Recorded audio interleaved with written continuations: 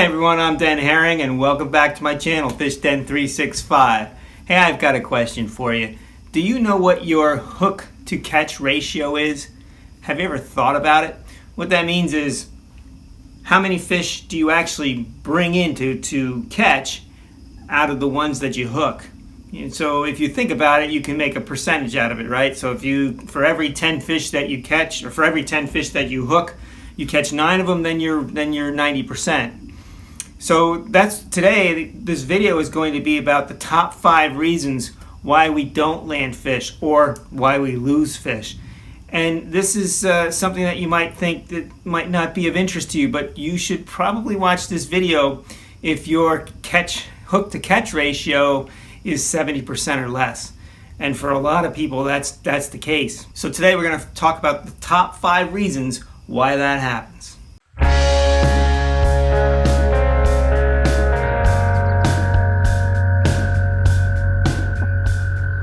That's what I'm talking about. Okay, so this is going to be in priority order. The first reason why we lose fish is simple. We're using the wrong equipment or the wrong tool. What do I mean by that? Well, it could be, think of your equipment, your rod, your reel, your fishing line, your hooks, the lures, as the tools that you use to catch a fish with. In this particular case, if you're using the wrong tool, you're much less likely to get the fish to you, to be able to land the fish. Whether you're fishing from shore or from a boat, really doesn't matter. It's just you want to be able to land that fish. And oftentimes, the wrong tool leads to that fish getting off. And so that can start with the rod, right? So I'll give you an example of how having the wrong rod could lead to a lost fish. Let's say you're fishing a lily pad area, a lot of vegetation, and it's summertime, so the lily pad roots are real strong, and you're in there with a plastic worm, a 6-inch worm. You're using light spinning gear. You pitch it in there and you hook your fish. You got fish on. He gets into the pads. You're battling, you're fighting, you're trying to get the thing out. He gets into the pads even deeper, and the next thing you know, the fish moves out into those pads, and you come back with nothing. You come back with some pad stems. I call that getting padded by the fish. What happens is the fish gets that hook in one of those stems in the pads, and the fish pulls off and leaves you with just the pads. Has that ever happened to you? If it has, and you're using a spinning rod, especially a light spinning rod or a medium light, you're using the wrong tool for the job. Really, the tool that you should be using when you're fishing a condition like that is a bait caster, and a heavy action one at that. You want to be able to set the hook on that fish and get that thing out of the pads as fast as you possibly can, and without letting him turn his head down and inward towards the pads. Because once that happens, they'll get down into those roots, those stems on you, and if they get your bait hooked up into that, they'll pull off, they'll wedge off, and all you'll end up with is a bunch of pad stems and some pads without a fish. So the next time you're out in that situation, or any situation when you go fishing and you're setting up your rods and your reels, think about what you want to do, what you want to fish, where and how you want to fish, and ask yourself, do I have the right tool? Do I have the right rod for the job? That becomes very important, especially when you're fishing heavy cover. But there's more to it than that too. There's the hooks that you're using. There's the size of the hook, right? So maybe you're using a soft plastic Texas rig. And what you generally want to be able to do is use the largest hook you can get away with for the size of the plastic you're using. And so, but you have to, this is a balancing act, because if you use too large of a hook, then you could actually be dampening the action of the bait. So, for example, I like to use a Reaction Innovation Sweet Beaver. That's one of my favorite soft plastic lures to throw. And I like a EWG 3/0 hook with that. A 3/0, some people will use a 4/0, but I feel the 4/0 is a little too big for that bait, and it does not allow the bait to get its best action. The 3/0 has a good gap between the bait, which is a kind of a flat bait, the beaver, and so you still have that good gap, and you still have plenty of hook to get into the fish. But let's say I was to, not maybe knowing what I was doing, to use something smaller like a 2/0 or a 1/0 hook with the beaver. Well, now I'm getting to the possibility where I might not get that hook into the fish, because there's not enough of a belly in that hook to get through the plastic and then also securely into the fish's mouth. This is another way that choosing the wrong tool, in this case the hook, could get you in trouble and you could lose fish. Your line could be looked at as a tool also. If I'm fishing heavy cover, I've got to be thinking about using heavier line. If I'm throwing into those same lily pads, I'm not using anything less than 20-pound test. There's no reason to go lighter because you're fishing heavy cover. Those fish aren't going to notice the line the way they would if you were fishing open water and very clear water. In that heavy cover of, whether it's milfoil or lily pads or whatever you're fishing in, this allows you to get away with heavier line, and you should do it because you have a much better chance of being able to get those fish in without the line breaking on you. So there's just some examples about whether or not you're using the right tool for the job, and it's why I see this as the number one reason for people losing fish, not choosing the right tool for the job. The number two reason is probably just as big as the number one, is lack of preparation, not being prepared before you fish. What do we mean by that?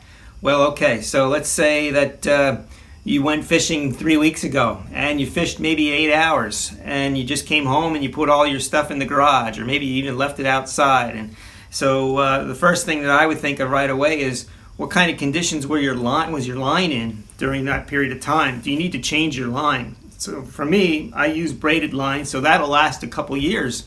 But I also use a leader, and that won't last long if it gets, if it's going over abrasion from fishing. Monofilament lines, for example, when the sun hits monofilament for any length of time, it weakens it very much. It makes it brittle, and so it can break very easy. So being prepared means storing your line in the proper place so that it can't get damaged, and usually that's out of light, out of sunlight, in a cool area, cool, dry area. That's the best place to keep your fishing line. And so, preparation means making sure your knots are good. Did I tie a good knot? Has my knot got weakened from the last time I was fishing? Do I need to retie? Do I need to retie onto my bait? So again, preparation, big key. And usually this is how fish get lost. We're all short on time in today's modern world, right? We're always running around doing from one thing to the next. Our jobs require a lot of us. If we have families, that requires a lot of us. And so sometimes where we take our shortcut when it comes to fishing is we don't do all the preparation that we should do. And that is a big key for why we lose fish. Another huge one is hook sharpening. Do you sharpen your hooks? Do you replace your hooks once they get too damaged to sharpen? I have these EWG treble hooks that I like, Gamakatsu treble hooks. They really hold the fish well. And the points are so razor thin and sharp, but what happens to them is if you get in a rock, if you hang up your lure in a rock, oftentimes the point, just the very tip of the point, I'm talking 0.5 millimeter, will bend. And when it bends, it won't stick the fish. It won't stick into your finger. I always use my thumbnail to gauge if the hook is sharp or not. If I can't drag it across my thumbnail, then I know the hook is sharp. And this is how I check for those bent hooks. So there's two choices when I have a bent hook. I can, if it's the very, very tip, I can take a file and resharpen the tip of that hook and have a sharp hook again, or I could just replace it. But this is true for all your hooks, not just the trebles. It's true for any other type of hook, whether it's a drop shot hook or a hook that you're using for a Texas rig worm. You got to make sure that your hooks are sharp. That's all part of the preparation. And then also just making sure you're taking care of your equipment. Your rods and your reels. Are your guides okay? Do they have grooves in them? That could lead to lost fish. Is the reel functioning properly? Have you oiled it and cleaned it recently? All these things are part of the preparation. And it's really a lot of times what separates, believe it or not, the best pros from the rest. The best pros are usually the ones who are extremely prepared all the time. The KVDs, Kevin Van Dam, the Aaron Martins out there, they are fanatical about preparation and having everything at the ready and being prepared when it comes to setting the hook and landing the fish. My number 3 reason for why we lose fish is an improper hook set. And so this is something that happens. This is probably my number 1 for me personally, why I lose fish occasionally. I don't lose a lot of fish, but sometimes it happens. And usually when it does, I'm using a soft plastic bait with the EWG Texas rig hook, and I find myself in a bad position. And I find myself getting a bite, and I need to set that hook quick because, when you're fishing soft plastics, a fish can suck that in and spit it out so fast you'll never even know what happened if you're not paying attention or if you don't detect that bite. And so you detect a bite and you want to get that hook set. But if you're not in a good position to set the hook, oftentimes that could lead to losing the fish later in the fight, which sometimes happens to me. And so the way that generally happens to me, and I'm sure this is true for some others, is I might want my bait to be in a particular spot. Maybe it's between one big rock and a couple of tree branches, and I'll pitch it out there. And I might even already put myself in a goofy position just getting it into that spot. But then usually the way this works for me is I have that bait going down, and maybe I get a phone call, or I get distracted, or I'm looking down and I'm kind of turned at a funny angle, and all of a sudden I get a bite, and I go to set the hook, and I don't have my full range of motion to get that hook set. That's where sometimes I'll get into trouble, and usually I know when it happens. Usually right away when I don't feel like I have a good hook set, I'll try and set the hook a second time while I'm fighting the fish. But that never works as good as setting the hook right the first time. One good solid with the wrist is quick movement with the wrist, getting that hook set and burying that hook in the mouth of the fish. That's what's important. And so that's my number 3 reason, being out of position when it comes to setting the hook.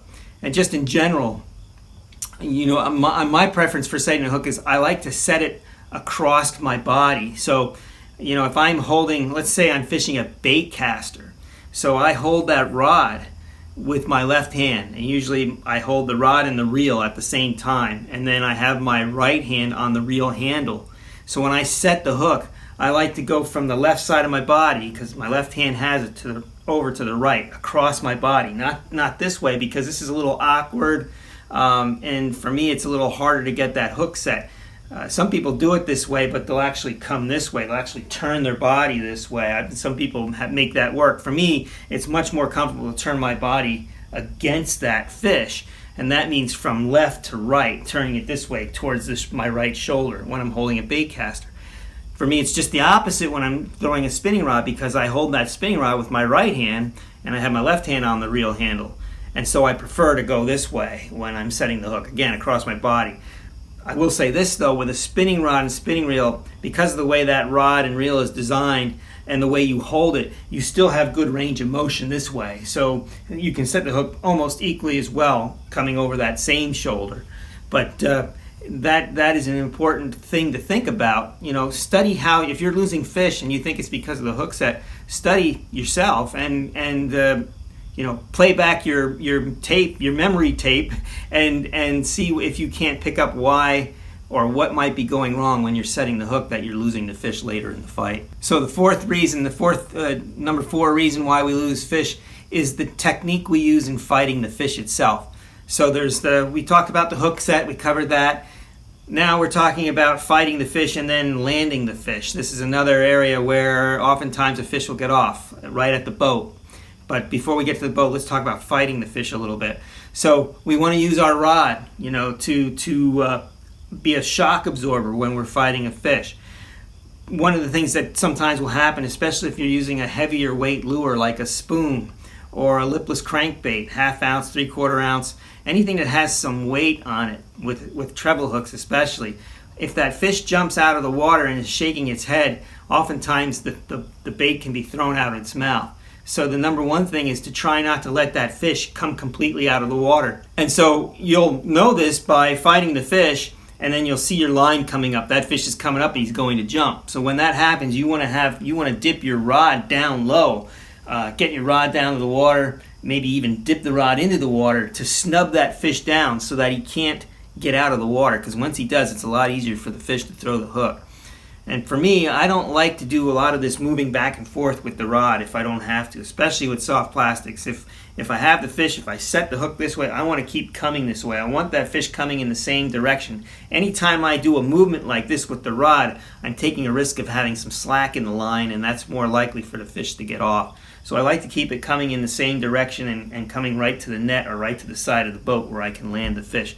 Now sometimes the fish forces you to change direction. That's fine. When that happens, you got to do what you got to do. But I won't be changing direction just for the sake of doing it, because that's asking to lose that fish. Now let's talk a little bit about how to land the fish at boat side, because this is where a lot of things can go wrong very quickly.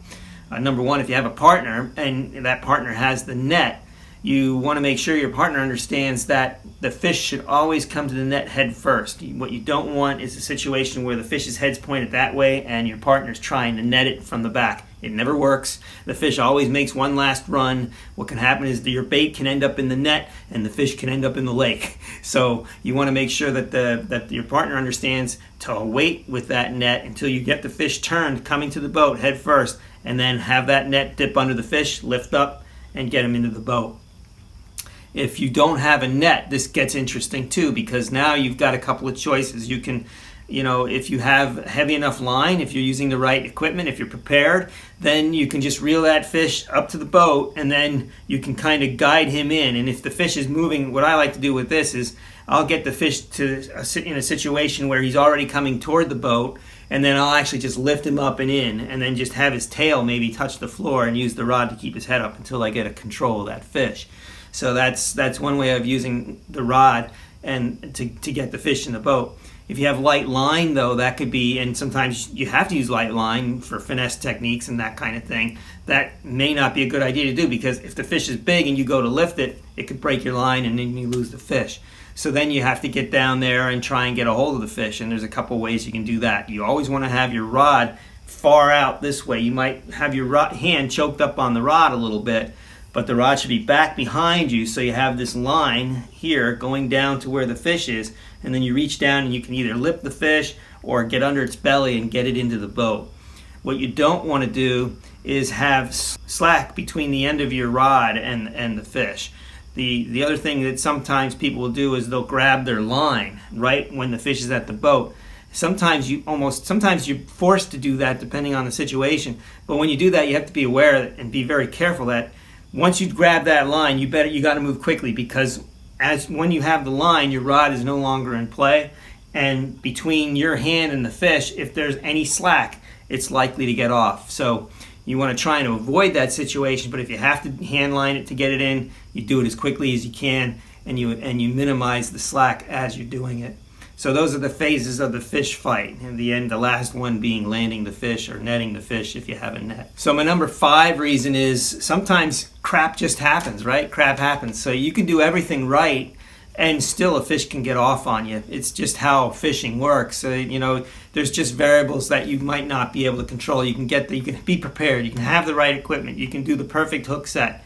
And if that fish just hits a certain angle or hits a certain variable that you can't control, it might get off. That's okay though, because that should not be happening a lot. If you're doing all those other things correctly, then your hookup to land ratio should be 90% or higher. It really should. So that's something to think about and something to maybe challenge yourself with improving on, so that you get more fish landed. And what the heck, that's really what this is about. It's, you go through all the trouble of getting the equipment that you need, doing all the preparation, thinking about all the ways that you can land the fish, and then you finally get the fish on and something goes wrong and you lose it. So you want to do what you can to avoid that. That's why I'm doing this video today. And then there's one last thing I'd like to talk about that's kind of a bonus piece of information, and it has to do with not losing the fish so much, but it's maybe a bigger reason why we don't catch as many fish as we should, and it might be just as big of a reason as anything else we've already mentioned, and that is being able to detect a bite, knowing when you actually have a bite to set the hook. There was an old video, I think, done by Glenn Lau, who did a lot of underwater footage. This was back in the 70s and 80s, and one of those videos was him under the water with a camera, and someone was fishing, if I remember correctly, with, I think it was like a red crankbait, and this bass came up to the crankbait, sucked it in and sucked it out, and this was all on video underwater, and the fisherman never even knew that bass hit that crankbait. Now this is a crankbait, he's reeling it in, right? So somehow that bass came up on that bait, sucked it in and spit it out, and the angler, who was, if I remember correctly, a professional grade angler, someone who's a very good angler, never even felt that fish. Now, this was back in a time where maybe the equipment wasn't quite as sensitive and the line wasn't quite as sensitive as it is today. But the point still stands, especially if you're fishing soft plastics and jigs. That's when a lot of times people have bites and they don't even know it. And so bite detection becomes very important. And how do you know when you have a bite? I did a video on this almost 2 years ago, The way I learned this was probably at least a dozen or more years ago. I went to a seminar that Woo Daves had. Woo was a pro fisherman. He won a Bassmasters Classic. And somebody asked him that question in the seminar, and he said, it's better to know what it feels like when you don't have a bite. Because, you know, most of the time you don't, right? You know, percentage-wise, most of the time when your bait's in the water, you don't have a bite. But if you know what it feels like when you don't have a bite, then anything that feels different than that, you should set the hook. That was his way of talking about bite detection, and that really resonated with me, and it actually helped me land a lot more fish. It's amazing how oftentimes you can talk yourself out of having a fish on there, right? You're maybe dragging a Ned rig on the bottom, and all of a sudden it feels a little mushy, and you're like, it's just a weed, and it might be a fish, and it's free to set the hook. It doesn't cost a thing. Woo used to say, it's better to look like a fool than be the fool. And what he meant by that is it's better to set the hook and not have a fish on the end of the line than to actually have a fish and to miss it. So some information there that hopefully will help you when it comes to bite detection. Another thing is just to have sensitive equipment. You know, the better rod that you have, the more sensitive it is, the more likely you're going to detect a bite. Using braided line is another great thing for bite detection because it's got no stretch. So you have this direct connection to the fish.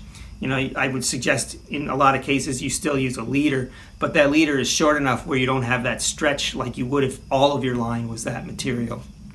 So that really helps with the bite detection. And then the other thing that I like to do is when I'm fishing a jig, for example, say on a bait caster, I'll hold that reel, but I'll have my finger out and that line will be right on top of my finger. This finger, you know, our fingers, the fingertips are very sensitive. And so even if I might not feel that bite in the rod tip, I'll feel it in the finger. And so that's another way that helps you detect when you have a bite. Another method is to have the rod pointed down towards the water and just watch the tip of the rod. And sometimes you'll see just the tip of the rod just very slightly move inward. Oftentimes that means you have a bite and you can set the hook. So there's a number of different ways to do this, to learn about bite detection. But the important thing is if you feel something different than when it feels when you don't have a bite, set the hook. It's free and you're going to catch a whole lot more fish doing it. I guarantee it. Well, I hope you got something out of this video. If you did, hit that like button. If you haven't done this yet, please subscribe to the channel. I hope that you find that my videos are informative. We're all about the art and science of bass fishing. We're certified Bassified. Subscribe to the channel. Share the videos with your friends. Hope to see you on the water, and may God bless your fishing endeavors.